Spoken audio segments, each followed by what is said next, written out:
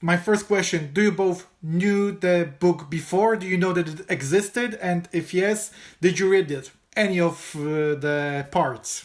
I mean, my sister and I found the book series. Nancy Springer wrote them, and she was, for someone, who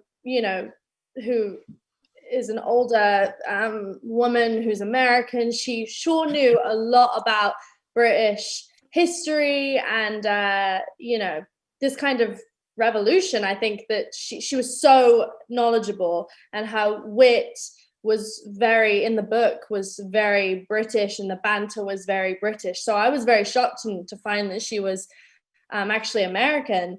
And I was really excited because then as soon as we got that book series and the rights, my dad and I and my older sister, we then found a studio to help make this film, Legendary.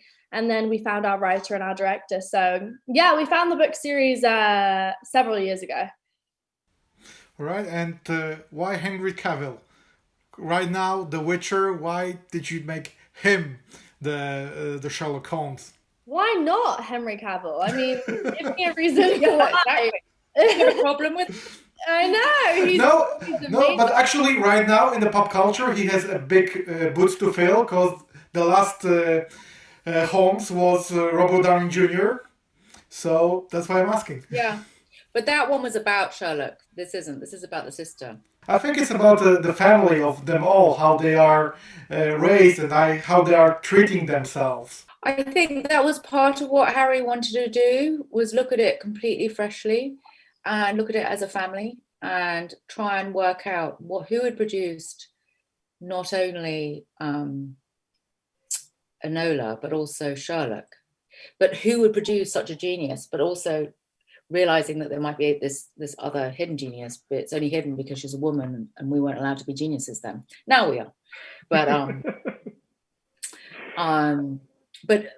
Henry is I think everything about the film is unexpected, well, a lot of it, and so he is not what you normally expect from Sherlock. And also it's an early Sherlock. We've never seen a young Sherlock. Well, we have a few years ago, but anyway, this is a totally different, fresh view. And I love the idea that it's actually, we're turning it all on its head, because he was actually quite a misogynist, and reinventing it, the whole character as a female one, really.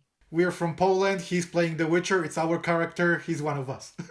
That's only why what I was asking. And I also want to ask you guys about the fight scene that you had, because the choreography is pretty demanding. And I want to ask you, how did you manage to train it, and how was it when you were shooting it? Millie, you go, but basically she's much better than me. So I took years to try and learn one thing.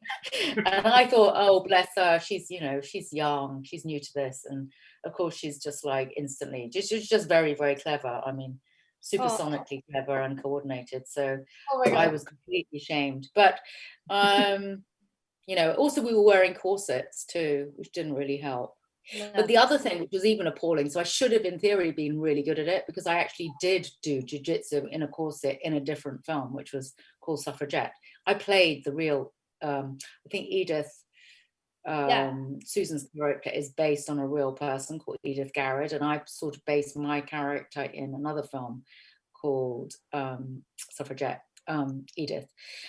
So in theory I should have done it, because I should have been an old hand, but I got worse. No, oh my God. We spent a couple months prepping. I mean, I came to England a few months before filming to prep and kind of find the choreography and understand it and kind of get into shape. I mean, it was definitely more of a physical film. I faced a lot of challenges, but that was probably my biggest challenge, just because I had to really focus on like my physical well-being every single night. It was always a little different ache in my back or my arm. Yeah. But I had so much fun. I mean, Helena and I, we did a few stunt rehearsals. Most of it was based on the day, and it was kind of just learning and understanding each other's movements, and kind of, it was very fun. I mean, I found it very entertaining. Us both, you know, there was this one clip of me full on shoving her across, like, and she like fully fell, and we were both laughing. So I mean, we were really just getting used to it. We were both very new to it. So it was nice to just kind of feel very comfortable.